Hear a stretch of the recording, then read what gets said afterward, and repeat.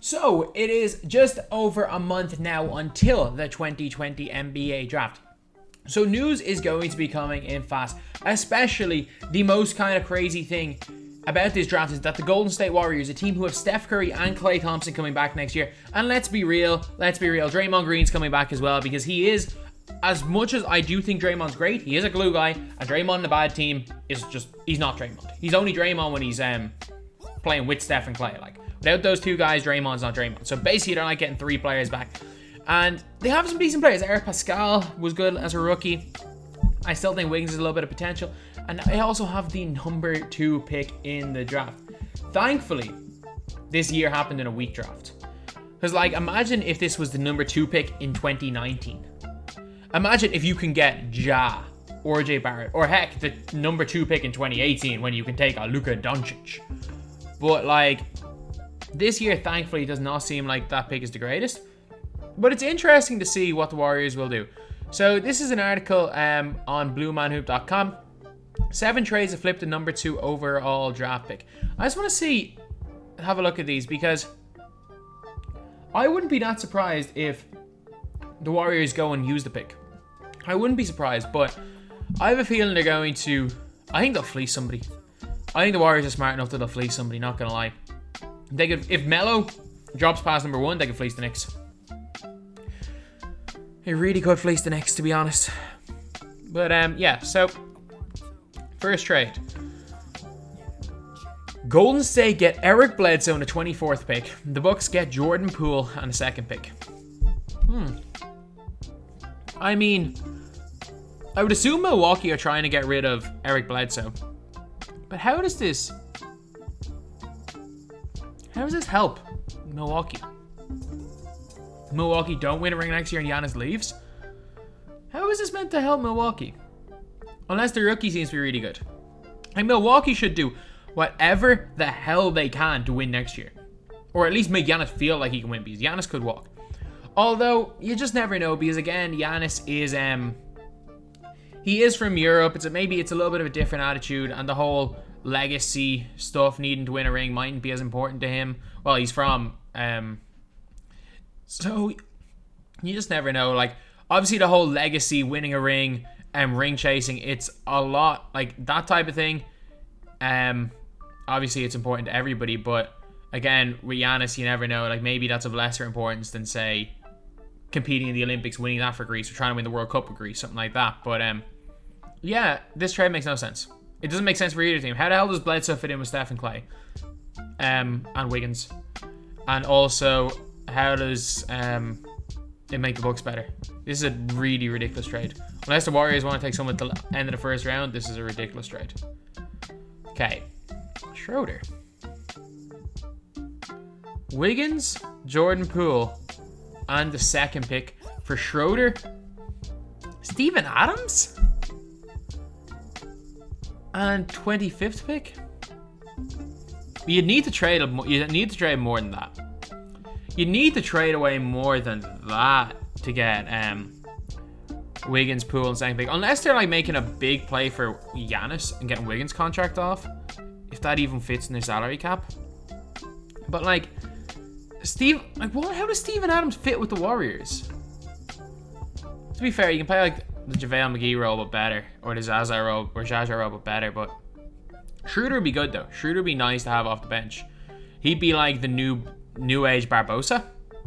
I don't like this trade for Golden State because I still think Wiggins is good. I still think Wiggins has the potential to be really big for the Warriors, and I wouldn't just throw Wiggins away unless you can get something of value in return. And while this is a little bit of value, I'm pretty sure they can get more than that for 2nd pick. The Utah Jazz. Bojan on the 23rd pick for Wiggins and the 2nd pick? I love Bojan. I love Bojan. But man, this is a bad trade. He fits.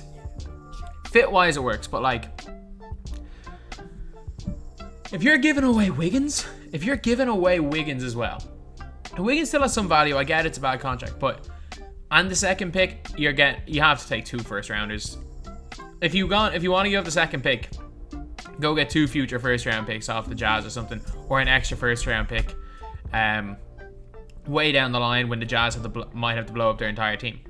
But this is it's a lopsided trade against the Warriors. However, give Warriors Bojan, they're probably going to win the championship. Bojan's good. He's a really solid team defender, a really great shooter, and again, averaged 20 points per game last year for the Utah Jazz. It is still ludicrous for me that in 2K he was actually rated. He was rated a gold, which was madness. Like the fifth highest tier of a player. But yeah, so this trade makes sense for Utah. I mean, throw in an extra pick, and this trade does make sense in terms of fit. It's better than having Wiggins. Warriors get Rocco and PJ Tucker. Rockets get Eric Pascal, Jordan Poole, and the second pick. Who'd make this trade? I really like both PJ Tucker and Rocco, but like, what? They're not like. Not only getting Jordan Poole in the second pick, you want Eric Pascal. Like, you want one of the best rookies in the NBA last year. You want someone that will be like Eric Pascal will be a big part of the Warriors team. There's no question about that. Like, if they win next year, he'll be a big player. And I get it. I like Rocco. I like PJ Tucker. But Eric Pascal, who is probably the highest upside of any of these three players, and the second pick in the draft? Come on. Like, that is nuts. No way. And what team takes, why would the Warriors take that trade? Take Eric Pascal out of the trade, and you know what? In terms of fit and the Warriors winning in win now mode, makes sense. But adding in Eric Pascal to that trade, nah, you can't. Like, for depth purposes, would be a solid steal for the Warriors. I agree, like, they will be great players for the Warriors, but you don't give up a great player in Pascal and the second pick for two glue guys. I know it's a bad draft, but come on, you gotta offer something. They gotta offer something better than that. The Mavs giving up on Porzingis. I mean, if Dallas give up on Porzingis, if Dallas are willing to give up on Porzingis and replace him with James Wiseman to play with Luka, I take this trade 10 times out of 10. I'd like, if I'm Golden State, I take a 25 minute per game Kristaps Porzingis and Seth. Oh, I take this in a heartbeat. I get it, it's not a good contract, but neither is Wiggins. Man, I take this in a heartbeat if I'm Golden State. No way would Dallas offer up Porzingis. No way would they. No way. Like, he had like a minor meniscus injury, and he felt that he could play. I know he had to have minor surgery, but he genuinely felt like Porzingis felt good enough to play in the playoffs. So, yeah, he's come back off an ACL injury. But like, his injuries have come in the bubble when they didn't play basketball for 4 months. And a freak ACL injury. Like, he was starting to come back. And the thing is, like, at 7'3", he's always going to have niggling injuries. He will always only play around 65 games a year max. But that doesn't really matter. Like, he'll play in the playoffs. He'll be fine.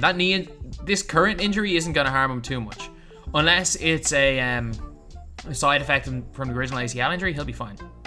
So, this is the only trade that I think the Warriors aren't getting fleeced. But the Warriors fleeced the Mavs.